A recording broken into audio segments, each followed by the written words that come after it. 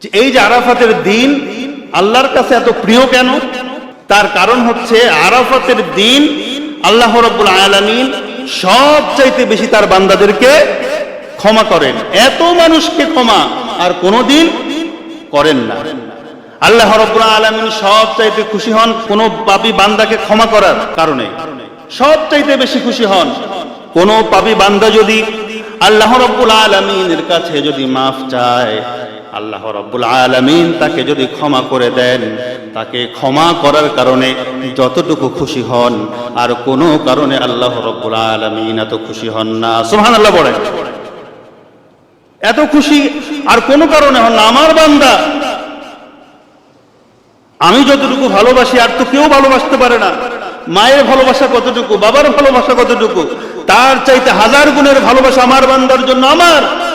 আমার এই বান্দা জাহান্নামে চলে যাচ্ছিল, এই জাহান্নাম থেকে ফিরে এসে আমার কাছে তওবা করেছে, আমি তাকে মাফ করে দিয়েছি। সে যদি এখন যদি মারা যায় তাহলে তার ঠিকানা হচ্ছে জান্নাত। আল্লাহ রাব্বুল আলামিন এই কারণেই সবচাইতে বেশি খুশি হয়ে যান। বলেন সুবহানাল্লাহ।